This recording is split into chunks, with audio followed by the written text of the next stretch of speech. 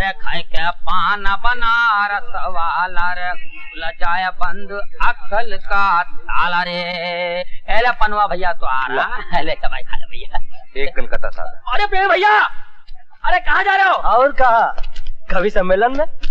और दुबे भैया सुनावा का हाल चाल हो? अरे सब ठीक ठाक है भैया, 2 मिनट तले की हवा बैठा मिला हमका। एक ही गांव के रहने वाले हैं और मुलाकात हफ्ते महीने में होता है। अरे पनवा ना खा ले, मजा ही तो का। चला तो बना दिया भैया, एक बहुत दिन हो गए बनारसी पान नहीं खाया। ये तो कलकत्ता सादा कटरी सुपारी। हाँ ठीक है, पनवा खा ले भैया। और क्या हाल चाल हो? खतवदात है कि नहीं? खतैया आ रहा भैया, खतैया तो काम चला रहा। तो हर भाभी तो भैया थोड़ी तबीयत हरी कर। पनवा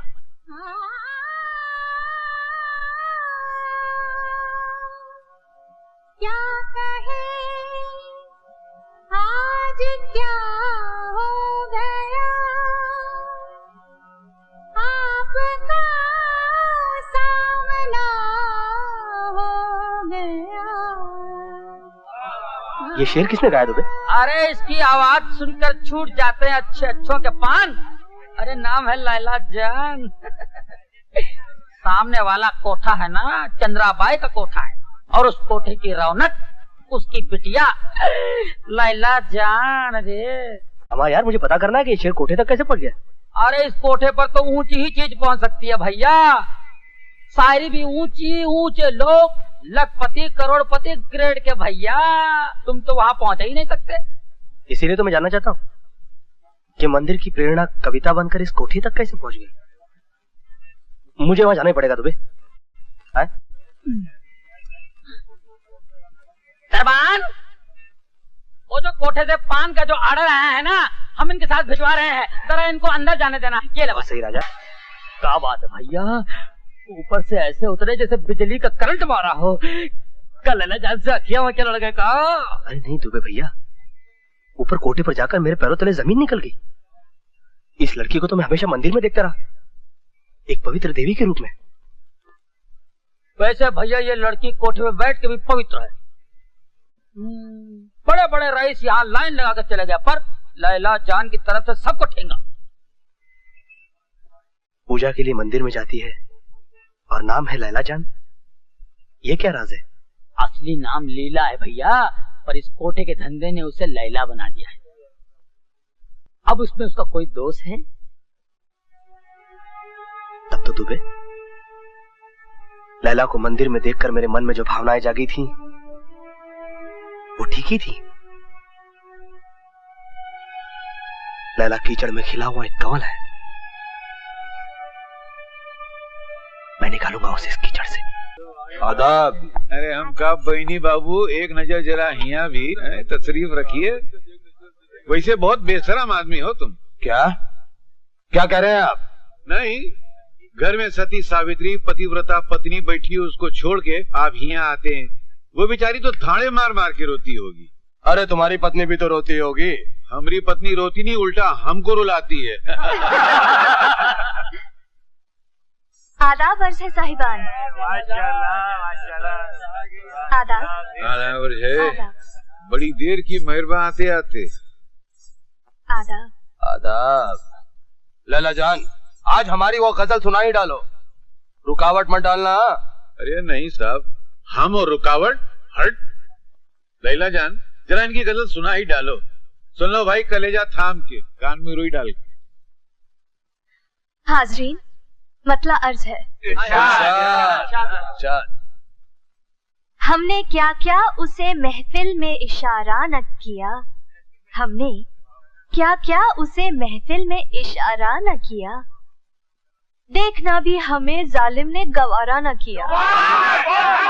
वाह वाह वाह वाह, क्या बात है, सुभान अल्लाह, वाह क्या बात है, क्या बात है बहनी बाबू, आपने क्या उतर के मतला कहा है। अरे चुप करो यार, क्या आदाब आदाब। इस मतले से तो मतली होने लग गई थी। नहीं, हम रुकावट नहीं पैदा कर रहे, मगर जरा हथौड़ा फिट के अबू सुनो। लो लैला जान, जरा हमारी गजल सुनाई दे तो बहुत नवाजिश होगी। आपकी गजल? अजी झंझोटिया सेठ, आप कब से शायर बन गए? अरे वैसा रंग रूप सामने हो तो गधा भी शायर बन जाता है। अब बहनी बाबू नहीं बन गए का? तो हम जैसा इंसान क्यों नहीं बनेगा? बन सकता है कि नहीं भाई? अरे क्यों नहीं, क्यों नहीं। आप झंझोटिया सेठ का भी मतला सुना दीजिए लैला जान। देखे इन्हीं ने क्या तीर मारा है। तीर नहीं मारा, तोप मारा है। आईना तोड़ दिया खुद भी नजारा न किया, आईना तोड़ दिया खुद भी नजारा न किया, उनके जैसा हो कोई ये भी गवारा न किया।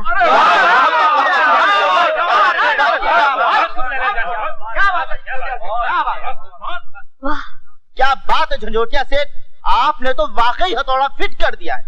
इसी जमीन में, इसी बहर में क्या लाजवाब शेर कहा है। सुभान अल्लाह, माशाअल्लाह। बेनी बाबू बर्दाश्त नहीं हो रहा है? नहीं हो रहा है। क्या लिखा है? हाँ कहा है। ठीक से जबान बोलनी आती नहीं है, चले हैं शेर कहने। जबान से नहीं, कलम से लिखा है उल्लू की दुम। खामोश, जबान संभाल कर बोलिए झंझोटिया सेठ। तुम वो कोना संभालो, यहाँ सब लोग हमारी गजल सुनना चाहते हैं। तुमने अगर अड़ंगा लगाया ना तो कुलाट खाओगे। मुझसे उलझोगे तुम। अरे भरी महफिल के अंदर इज्जत उतार के रख दूंगा मैं। अरे हम तोरी पतलून उतार देंगे। अरे क्या उतारेगा तू? आप लोग भी क्या बचपना कर रहे हैं। अरे हम तेरा टुकड़ा करके सितार के अंदर दफन कर देंगे। हवा में क्या दफन बात कर है देंगे। आप लोग? समझता है साला तुम। कोठा अरे है, कोठे को कोठा। 2 मिनट में खड़ा बनाता है। क्या बोलता है रे तुम? और अखाड़े को 2 मिनट के अंदर कोठा बना अरे देंगे। भाई जरा समझाइए इन्हें। तो जो गजल फाड़ के साला शेर बना देंगे। अरे बुड्ढे 2 हाथ दूंगा ना तो अपने खानदान का नाम भूल जाएगा। गंजा कर देंगे। जबान संभाल नहीं तो 25,000 हाथ में दे दूंगा। हाथ पीछे कर, एक हाथ दिया ना अपने घर का एड्रेस भी भूल जाएगा। सरकार, ये आपने कैसे कैसे आशिक पाल रखे हैं? ये दोनों तो आपके लिए ऐसे लड़ रहे हैं जैसे एक मुर्गी के लिए 2 मुर्गे। बको मत। झंझोटिया सेठ मेरे आशिक नहीं, कदरदान है, संगीत प्रेमी है, इसीलिए यहाँ चले आते हैं। खैर छोड़िए, आप ये दोनों गजलें बाहर भुलाई थी, एक बेनी बाबू की और दूसरी झंझोटिया सेठ की, और मैं चाहता हूँ कि आप इन्हें गौर से देखें। क्या देखूं? ये देखिए, इन दोनों की लिखावट भी एक जैसी है और इतना नहीं बल्कि मीटर भी एक है। अरे हाँ, दोनों की लिखाई तो एक जैसी ही है। लगता है एक ही शायर ने दोनों गजलें लिखी हैं। अरे अपने बेनी बाबू है ना, वो शायर है, उन्होंने झंझोटिया सेठ को गजल लिखकर दे दी होगी। पागल हो गए हो? दोनों की आपस में ठनी रहती है। झंझोटिया सेठ को तो बेनी बाबू कभी गजल नहीं देंगे। तो फिर कौन हो सकता है? इसका तो साफ एक ही मतलब निकलता है कि जिस शायर ने झंझोटिया सेठ को गजल दी है वही बेनी बाबू को गजलें देता आ रहा है। कौन हो सकता है वो गुमनाम शायर? आदाब अर्ज़। क्या मतलब? जी मेरा मतलब है कि मैं भी इस नतीजे पे पहुंचने वाला था कि जरूर कोई तीसरा छुपा रुस्तम है जो इन दोनों को गजलें लिखकर देता है। आदाब अर्ज़। लल्ला जान, इस बदमज़गी के लिए मैं आपसे माफी चाहता हूँ, लेकिन आप तो अच्छी तरह से जानती हैं कि वो बेवकूफ झंझोटिया हमेशा मुझे डंक मारने की कोशिश करता है। लेकिन आज मैं बहुत शर्मिंदा हूँ। प्रेमी जी माँ से जाके कह दो कि आज मेरा मुजरा करने का मूड नहीं है, सबसे जाने के लिए कह दे। जी फौरन भेज देता हूँ। अगर आपकी इजाजत हो तो शुरुआत बेनी बाबू से करूँ? नहीं, 1 मिनट पूछो। मुझे इनसे कुछ जरूरी बात करनी है, तुम जाओ। जी बहुत अच्छा, बहुत अच्छा। आदाब। लल्ला जान, बेनी बाबू, आप जानते हैं कि अच्छी शायरी मेरी दुखती रग है, इसीलिए शायर बनके मुझे रिझाने की कोशिश कर रहे थे। तुम कहना क्या चाहती हो? ये देखिए, एक गजल आपकी है और एक झंझोटिया सेठ की, लेकिन दोनों की लिखाई बिल्कुल एक जैसी है। अब आप सच सच बताइए कि आपको गजल लिख के देने वाला वो गुमनाम शायर कौन है? प्रेमी ने भड़काया तुम्हें? प्रेमी क्यों भड़काएगा मुझे? वो तो खुद जानना चाहता है कि वो गुमनाम शायर कौन है। मेरी गजल का शायर मैं हूँ जाने मन, यकीन मानो। ये तो महज इत्तेफाक है कि इसकी लिखाई मेरी लिखाई से मिलती जुलती है। ठीक है, तो फिर सबूत पेश कीजिए। कागज भी हाजिर है और कलम भी, ठीक वैसी ही लिखाई लिख के दिखाइए, दिखाइए। हद हो गई, इतना जलील मैं आज तक नहीं हुआ। मेरी जबान पे तुम्हें भरोसा नहीं रहा, सबूत चाहिए तुम्हें। मत भूलो लैला जान, आज तक मैं तुम पर दौलत लुटाता रहा हूं, तुम्हारे नाज उठाता रहा हूं। अगर तुमने मुझे और जलील किया तो मैं तुम्हारे इस कोठे पर कभी नहीं आऊंगा। आपकी मर्जी बेनी बाबू। मुझ पर दौलत लुटाने वाले, नाज उठाने वाले और भी कई रईस हैं। लैला जान का दम सलामत रहे, चाहने वालों की कमी नहीं है। अरे प्रेमी, ये गुलदान सजाने के लिए कुछ गुलाब लाए होते, ये कीचड़ के कमल तुम क्यों ले आए? जिस लड़की से मुझे इश्क है ना, उसे भी ये कमल बड़े पसंद है। किस मेंढकी से इश्क कर बैठा है माटी मिले, वो भी किसी कीचड़ में ही पली होगी। अब मैं ये कैसे कहूँ? आइए आइए, सेठ। तशरीफ लाइए। आधा वर्ष तशरीफ रखिए सेठ जी। ये सवेरे सवेरे कैसे आना हुआ?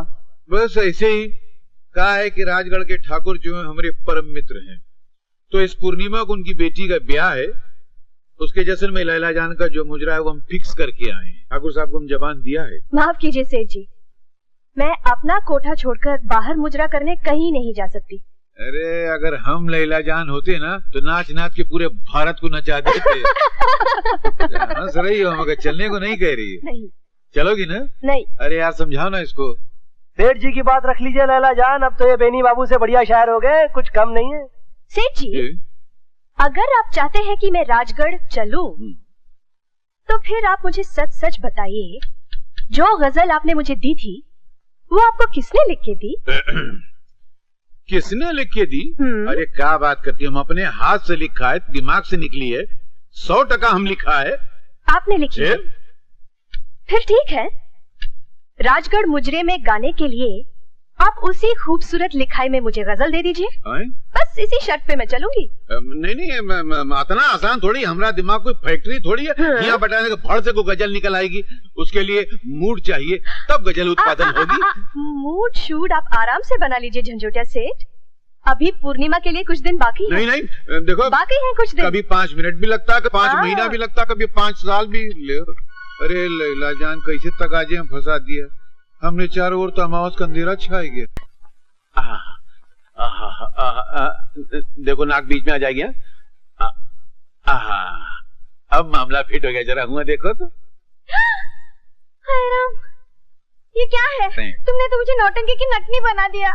देखो टाइम बहुत कम रह गया, हमको गजल तैयार करनी है। तुम एक काम करो, कुछ करो हमारे साथ, हमरे ऊपर गिर जाओ। नहीं तुम नहीं करो, बहुत वजन है, हमरे ऊपर बिजलियां गिराओ।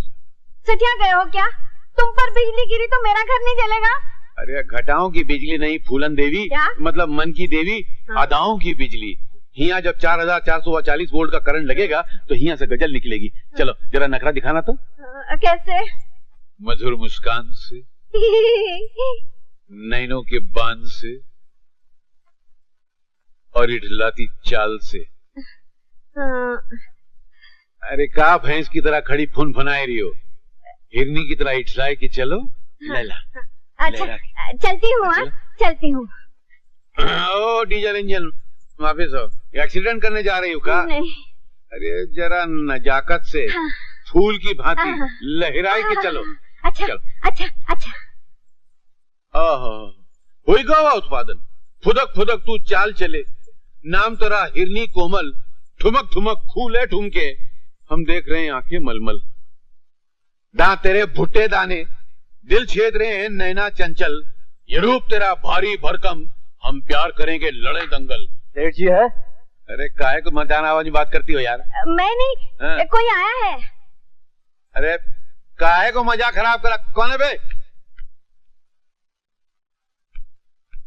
कौन है भाई? पहचाना नहीं सेठ जी आपने? नहीं तो। मैं हूँ प्रेमी, अपनी लैला जान के कोठे पर। ये क्या करता है बे? हमरी मोटी लैला जान ने अगर सुन लिया तो हमको सीधे कब्रिस्तान पहुंचा देगी। पिटवाए काका।